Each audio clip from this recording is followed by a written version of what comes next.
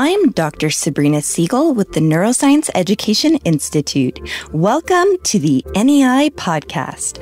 On this show, I sit down with renowned mental health care experts from a range of diverse backgrounds to discuss breakthroughs and best practices for treating patients with mental health conditions.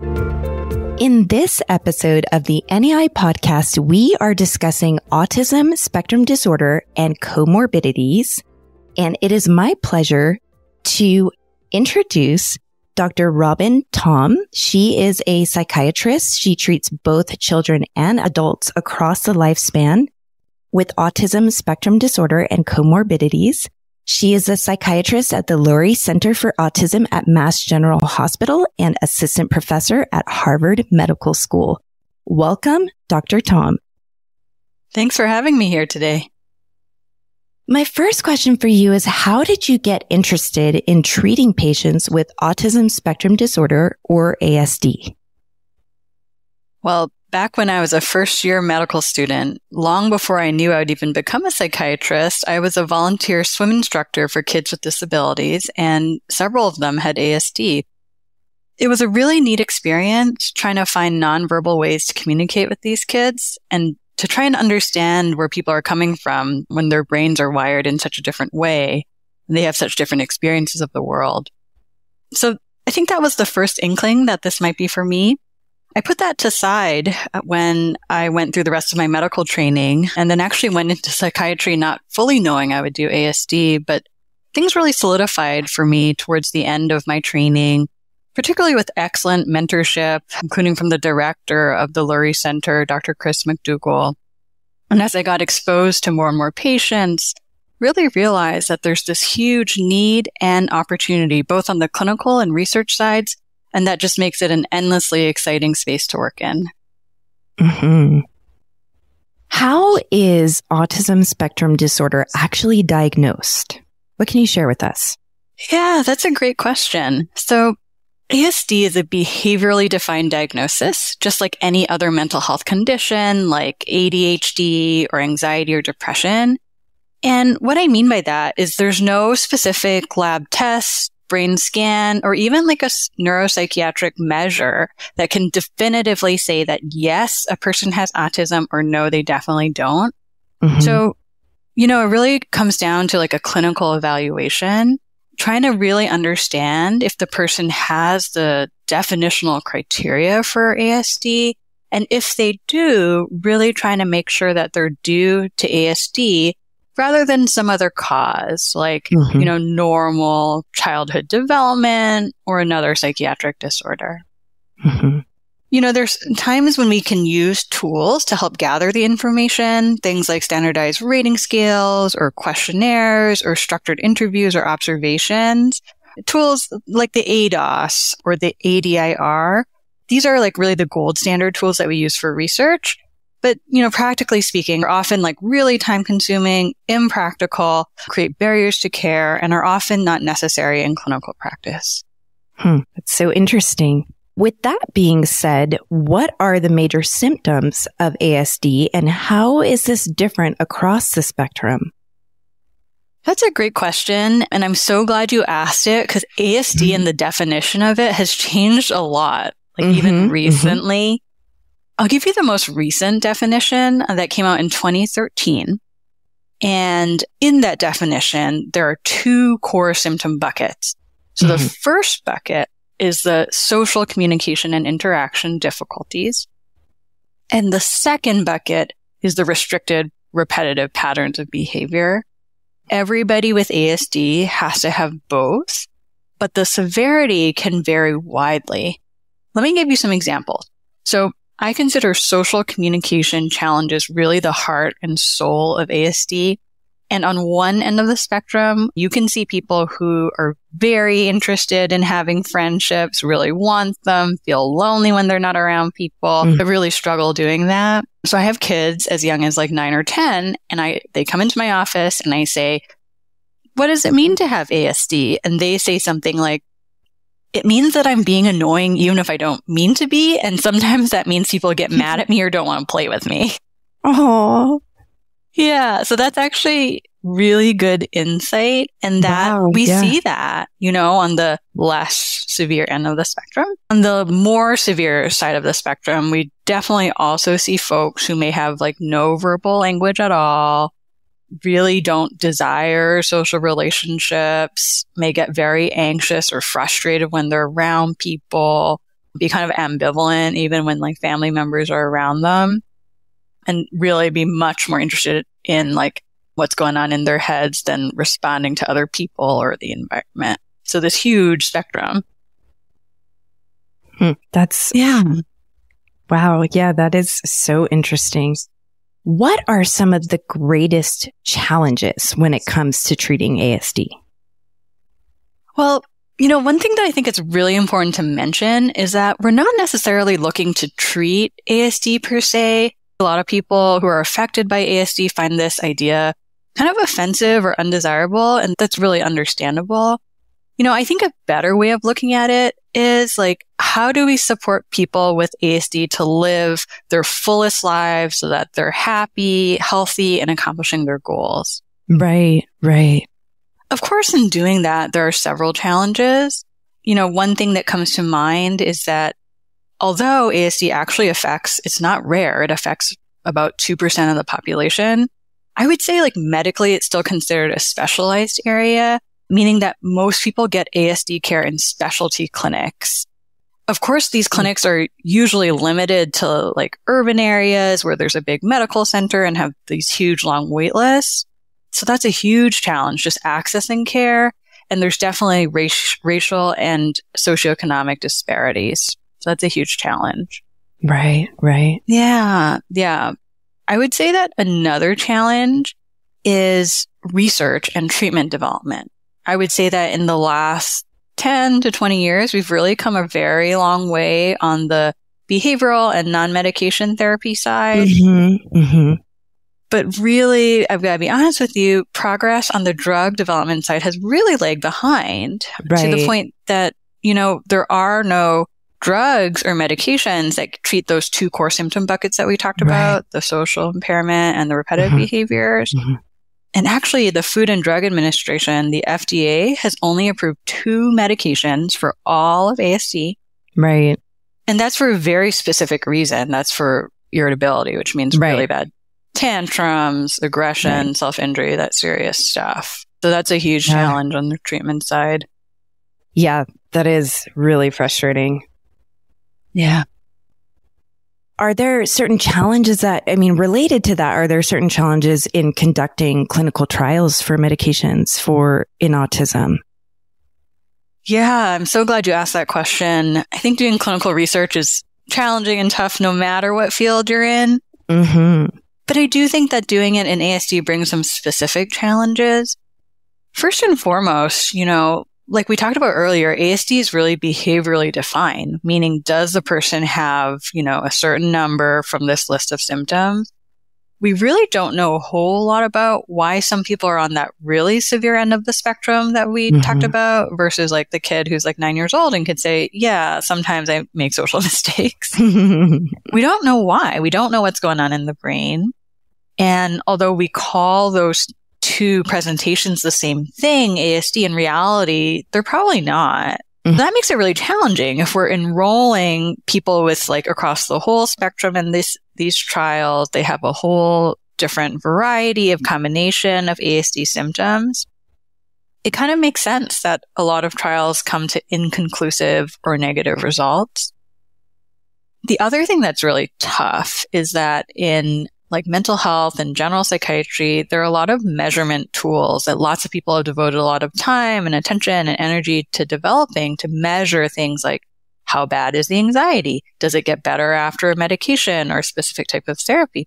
We really lack those types of measures in autism. And, that's important because if you're using the standard general population measures for anxiety, things like how often do you worry? What are you afraid of? If you're trying to use those measures in someone who has really limited language, you're not going to get very far. Yeah. What kinds of treatments are there for ASD symptoms and how would you say it's treated?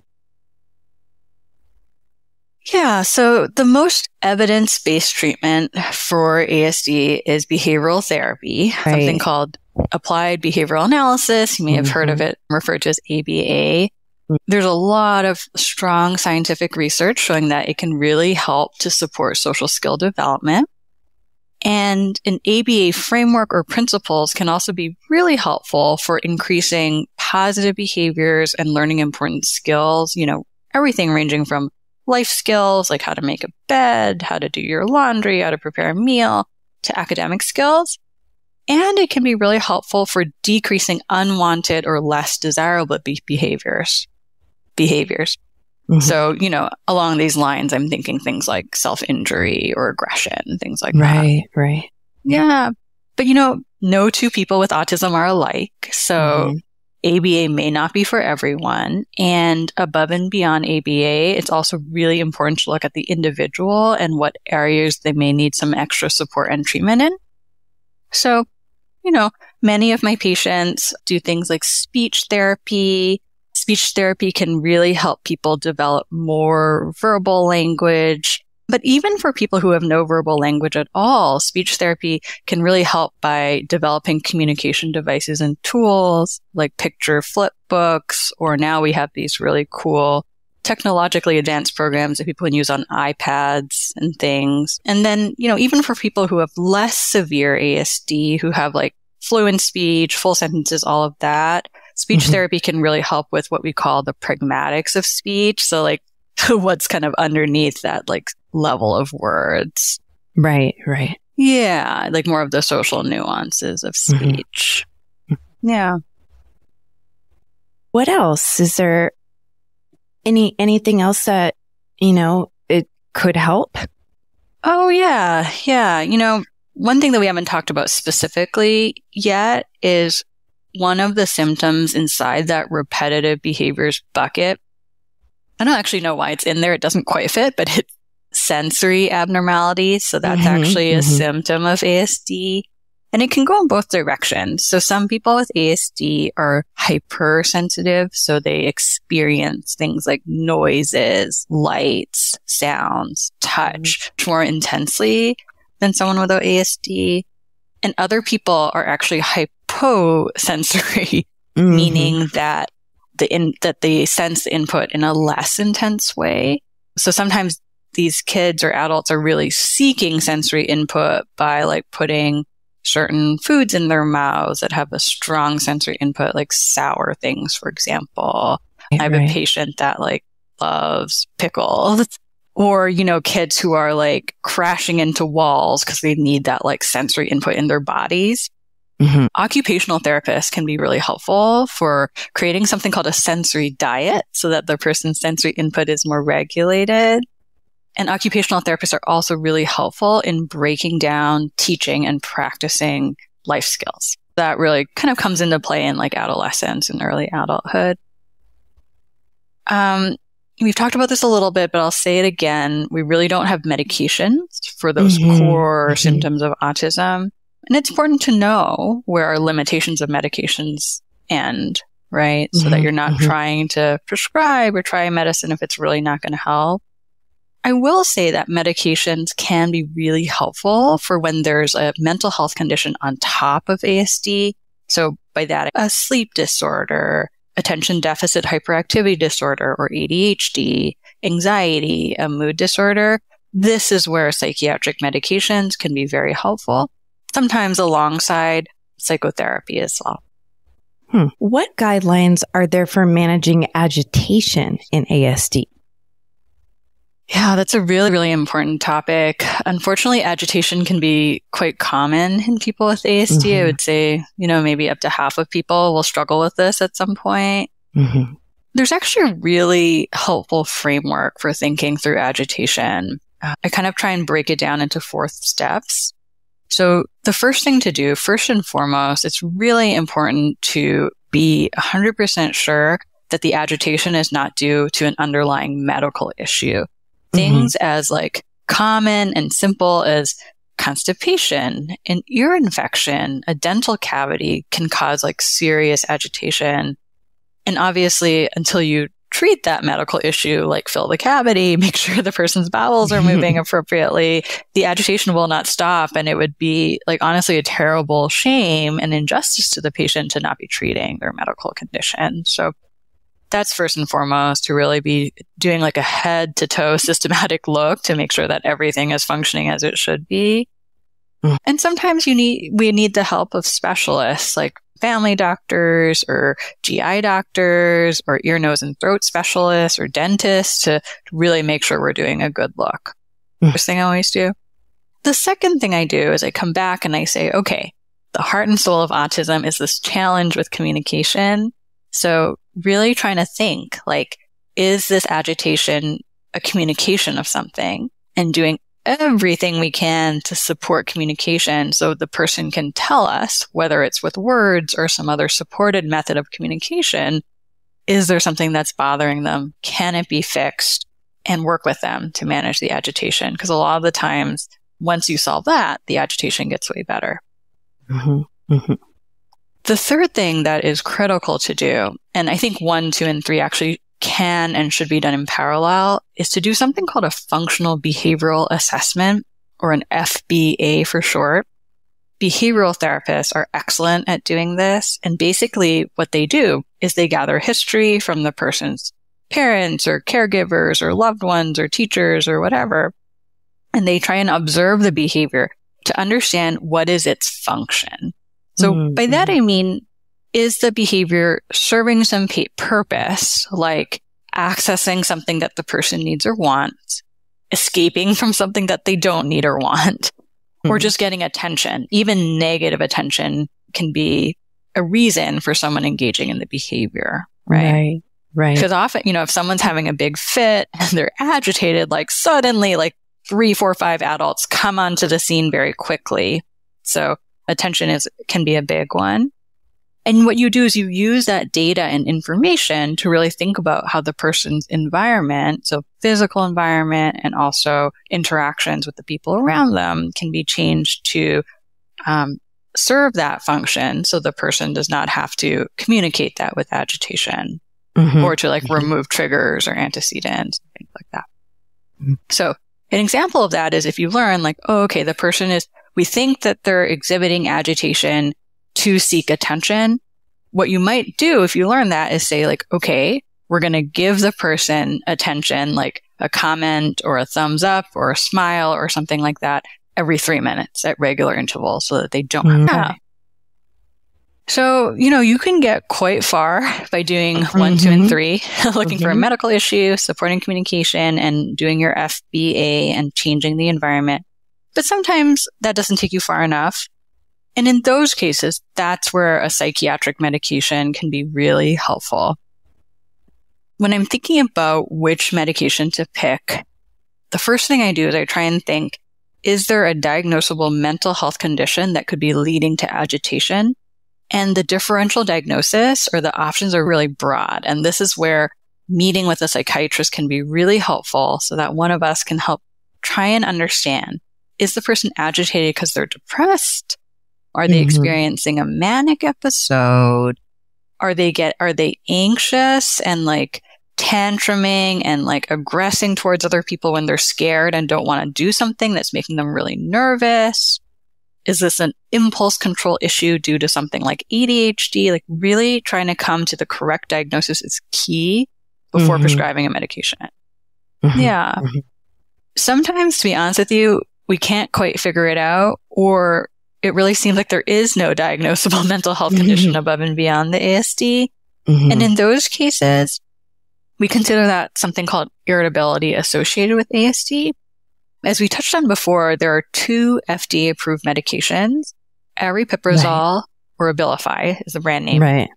Risperidone or Risperdal is the brand name of that one, that are FDA-approved for treating these symptoms. And you know what? They're incredibly effective, but it's a double-edged sword because they're effective, but also they can have serious side effects. So that's like really like a very like personalized decision that a family and provider have to make together, really thinking like, what are the risks of using this medicine? What are the risks of not using the medicine? How long should we try it for? And like really reevaluating that balance periodically. Right. Yeah. The other thing I'll mention is that oftentimes we do something called off-label prescribing, which is really common, and that's where we use a non-FDA approved medication to treat irritability. And sometimes, I do start there, especially if we think that a milder medication, like one with fewer side effects, might do the trick. It might be well worth trying a med with less side effects than risperidone or aripiprazole before going to those options. That makes sense. Okay, well, thank you for taking us through all of that. That's so helpful. Let's turn to something that you've had a lot of experience with, which is comorbidities that are associated with ASD. What are some common comorbidities with ASD, and how difficult is it to differentiate these conditions from overlapping symptoms of ASD? What a great question. I think the first thing I'll say is that ASD is a risk factor for almost all psychiatric comorbidities.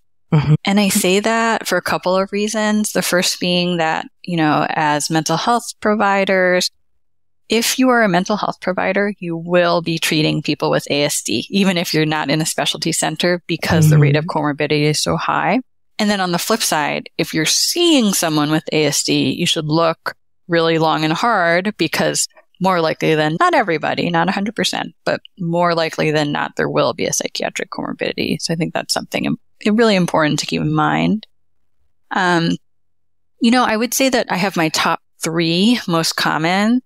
Those would be sleep disorders, ADHD, and anxiety.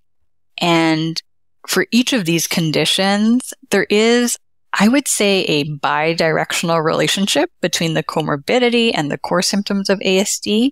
And what I mean by that is, like, untreated comorbidity can make the ASD look worse. And in a person with severe ASD, it can be more and more tricky to decide, is there a comorbidity there? We talked a little bit about anxiety, for example, earlier. And in a person who has more severe ASD, meaning that, they have very limited ability to communicate verbally, they have more intense, restricted, repetitive behaviors, like more sensory issues. They really need for things to be the same all the time and have difficulty with change in routine. Drawing the line between what is core ASD and nervousness, worry, or fear about a change in routine or something that's going to be sensorially unpleasant, that bit gets really tricky. Yeah. I could see that. Any other comorbidities? Yeah, maybe I should talk a little bit about ADHD, just because that's really common in general and definitely common in ASD. ASD and ADHD have actually a really kind of interesting relationship and history, meaning that there was so much overlap between these two conditions that until recently, until the latest version of the Diagnostic and Statistical Manual of Mental Disorders, the DSM-5, was published in 2013. Before that, you actually were not allowed to make the comorbid diagnosis of ADHD in someone with ASD, because the thought was, there's so much overlap. It's impossible to draw that line. Don't worry about it. It's just kind of part and parcel of the ASD. The thinking really changed around, the early 2010s, before 2013. And I'm really glad it did, actually. So now we are allowed to make the comorbid diagnosis of ADHD in someone with ASD. And the reason I'm really glad that we can do that is because that then opens the door to treatment. Because if providers and patients and families are thinking like, I can never pay attention. I'm always crashing into walls. I can't sit for the duration of a short meal, but that's part of ASD. There's nothing to be done about that. That's part and parcel of my ASD. They're not going to get treatment. And there are actually effective medication treatments for these really impairing symptoms of not being able to focus, stay on task, get things done, plan, organize yourself, control your impulsivity. There are really effective treatments for these. So I think adding on that comorbid diagnosis, if it's truly there, is critical. Yeah. It can be challenging, though, because hyperactivity, for example, that's a core symptom of ADHD.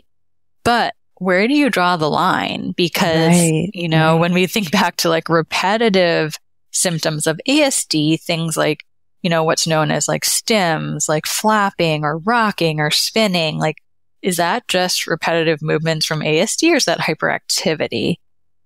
Is the person like, crashing into walls, jumping up and down to get the sensory input they need, or is that hyperactivity? It can be really tricky to draw those lines. Yeah. Yeah. What about anxiety? What about comorbidity with anxiety? That's also really common. And that's an area that I think we still have a lot of work to do in, but that we've also learned a lot in the last 5 to 10 years. I think until then, anxiety was really underappreciated in people with ASD. But as we learn more, and this is actually a real research interest of mine, I think we're realizing now that it's a lot more common than we thought it was. And that it can quickly turn to other things. Like, I think we're just learning that anxiety can quickly turn to something that looks like anger, agitation, impulsivity. So it's really important to kind of pause and think, could the person be throwing this fit, screaming, self-injuring because they're anxious, nervous, fearful of the situation? Yeah. What is Williams syndrome and how does it differ from ASD? Can you share some of your research on this disorder? I'm so glad that you brought this up because this is the other hat that I wear. I'm the co-director of the Mass General Williams Syndrome Program, which is a wonderful part of my job. Williams syndrome is a genetic syndrome, and it is caused by deletion of about 25 genes on one of the 2 chromosomes 7. It's a relatively rare disorder. It affects about 1 in 7,000 people. And it can affect really every part of the body, including the brain, of course. So people with Williams syndrome generally have mild to moderate intellectual disability. Anxiety is super common in Williams syndrome. I would say even more common than ASD. But I think what people with Williams syndrome are best known for is something called a cocktail personality, meaning that they are very friendly, love being around people, always want to be around people, and they're honestly just really fun to be around. But it's a very interesting kind of compare and contrast with ASD, where people with Williams syndrome, on the one hand, are like polar opposite because they're like so socially driven. But interestingly, once you peel off that initial layer and look a little bit deeper, there are some areas where people with Williams syndrome have things in common with people with autism. So what I mean by that is people with Williams syndrome, while they have high social drive, some of their social skills are not great. So for example, they can make overly intense eye contact and not perhaps realize that may be socially inappropriate or making people uncomfortable. They have really poor stranger danger. These are like kids. It's actually really scary, I think. And this is something I talk about with all my patients with Williams syndrome. They have kids that kind of crawl into strangers' laps, would easily go off with a stranger. I have patients that I've met for the first time in clinic and they're trying to hug me and kiss me on the very first visit, which I can assure you doesn't typically happen. And, it's friendly and fun to be around, but can really put patients in danger. The other area that is common to Williams syndrome and autism is some of these repetitive behaviors. So we actually published a paper a couple years ago showing that about 80% of people with Williams syndrome have motor stereotypies or stims, like rock, for example. And then another area that's of overlap between autism and Williams syndrome is this idea of having intense, restricted, fixated, or special interests. I would say that in Williams syndrome, they're often a little bit less all-encompassing and a little bit better contained. People with Williams syndrome don't often open the conversation talking about, whatever it is that may be really interesting to them. But once you ask them, that they really kind of go deep on these special interests. In terms of the overlap between ASD and Williams syndrome, I think the jury is still a little bit out on that. But this is kind of how I look at it. I would say that Williams syndrome is not protective against autism, but I don't think it necessarily increases the risk of meeting the full diagnostic criteria beyond, about the 2% that we see in the general population. Okay. Yeah. And then can you share a bit more with us about some of your research? Yeah, absolutely. So as a psychiatrist, I'm very interested in brain health and mental health conditions in people with Williams syndrome. The number one most common and impactful mental health condition in Williams syndrome is anxiety. So that's really an area that I've focused on and started my research in Williams syndrome. So some of my anxiety-related studies include trying to really understand how anxiety presents in Williams syndrome. In some ways, it's the same way that it affects all of us, and in other ways, it can be a little bit different just because of the cognitive profile. And I also do clinical trials trying to find effective treatments like modified cognitive behavioral therapy and testing different medication approaches for treating anxiety in Williams syndrome. It's really important because Williams syndrome can affect the whole body, and many patients, for example, have cardiac conditions or GI conditions to be finding medications that are really safe for their physical health as well. And then the other area that I've gotten more interested in recently is really trying to understand what happens to the brain as people age with Williams syndrome. It's kind of funny. Williams syndrome I would say it's like a relatively young syndrome where the diagnostic test actually was not developed until 1993. Wow. So yeah, exactly. So, while I definitely follow some senior citizens in my practice, people in their, 50s to 70s, actually rare. And as a field, we don't know a whole lot about what happens to people really like beyond the age of 30 to 35. Right? Because if the test was only developed 30 years ago, it doesn't mean that people didn't have Williams syndrome 50 or 100 years ago. It just means that they weren't diagnosed and definitely weren't included in research studies. Right. Honestly, the state of the field is such that we're not even really able to give an accurate life expectancy in Williams syndrome. So there's just so much to be learned about what happens in your 30s, 40s, 50s and beyond. Of course, as a psychiatrist, my area of expertise is really understanding what happens to the brain and how that affects emotions and behavior. So I'm starting to study brain aging in Williams syndrome by using neuroimaging techniques, and then also psychologic measures and tests, looking to see if there are changes in things like memory. We really don't know if age-related brain disorders like dementia or stroke or things like that, we don't know if they're more common, less common, or the same in Williams syndrome and how to recognize if it's happening. So this is a very exciting area of research for me. That's great. Thank you for sharing that with us. What is it like working with families of children with ASD? Oh, it's such a wonderful honor and privilege. I think that people with ASD and their families is this incredibly special population. I mean, I could go on all day about this, but I'll say a few things.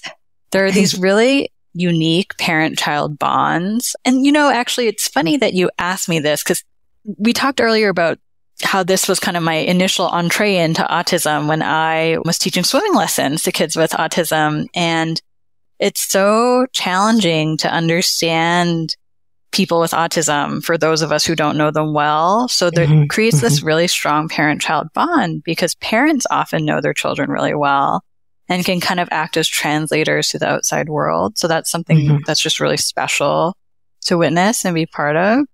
And I think along those lines, I find working with people with autism incredibly collaborative, where it's, of course, the patient's at the center of it. And then, I'm on the side trying to help, but it's not just me and the patient. It's their parent, it's teachers, support people, other caregivers. And we all come to the table and share our ideas and feedback and come up with a plan together. So that collaborative approach is also very special. The last thing that I really think is really important and enjoyable to me about working with people with autism is that as a community, I think people affected by ASD are very, very committed to participating in clinical research. I think some of my research colleagues are a little bit jealous because always participant recruitment for trials, that's always the biggest challenge in doing clinical research, but rarely a problem in ASD. So I feel very fortunate in that way.